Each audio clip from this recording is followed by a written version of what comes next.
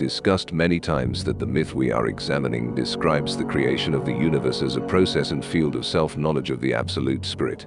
In this process, each aspect of this consciousness, each of its individual perspectives, elementary subject monad, forms a stream of attention, an individual stream of awareness, manifested in multiple worlds and multiple incarnated beings. At the same time, since the task of any stream of awareness is to maximize experience, maximize contact with the environment, and its maximum reflection, each act of interaction is experienced by consciousness in the entire possible spectrum of its probable outcomes. Thus, the magical idea of the multiverse arises, or rather, the infinite spectrum of experiences that pass through each stream of consciousness. In other words, each stream of consciousness perceives and experiences all possible scenarios of every situation, interaction, and act of self-awareness. It follows that each situation is carried out in all possible alternatives, separated from each other by a barrier of perception. Each world has an infinite number of variations, differing from each other in scenarios of their development. It is incorrect to consider these variations as different worlds, just as it is incorrect to consider different manifestations of one stream of consciousness in them as different beings. We are not talking about the existence of an infinite number of similar or even identical beings. We are talking about the fact that an infinite number of dreams can be dreamed by the same dreamer at the same time, where their roles can be very similar, or they can be completely different.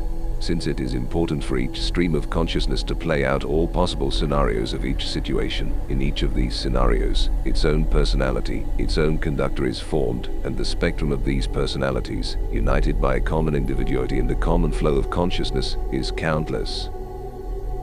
Similarly, depending on how different the scenarios played out in these variations are, depending on how many variables they differ by, such sub-realities can be very similar or completely different. However, despite their non-intersecting parallelism, such sub-realities are still connected by a common consciousness, and therefore changes in its manifestations, intersections and crossings of personalities are possible. The situation when a personality, a carrier of consciousness from one event stream, ends up in another parallel scenario is called a shift or jump of consciousness. Most often, a shift of consciousness occurs after a state of flux in the stream after sleep, trance, deep meditation, etc.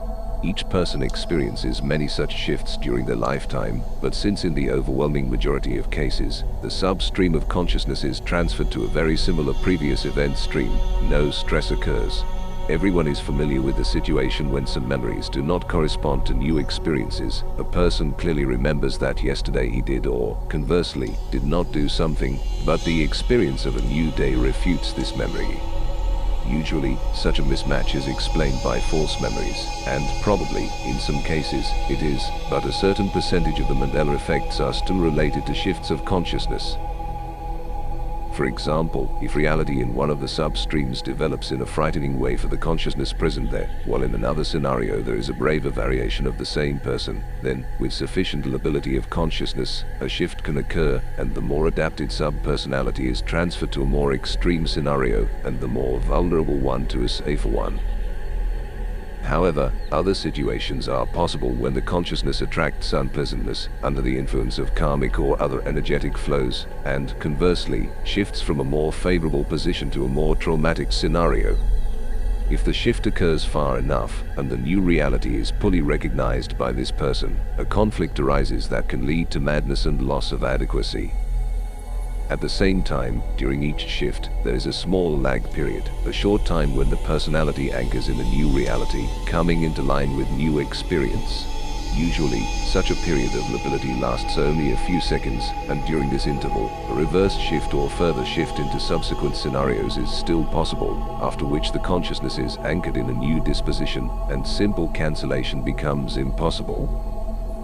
The possibility of a consciousness shift should be taken into account by magicians practicing consciousness transfer exteriorization, scrying, as well as deep contemplation, lucid dreaming, and similar states. When returning from such states of labile consciousness to its stationary functioning, it is useful to conduct the same reality test as when checking the visions themselves. In the case of using portal magic, on the contrary, it is important not to allow a shift, as in this case the portal will close and return will be impossible.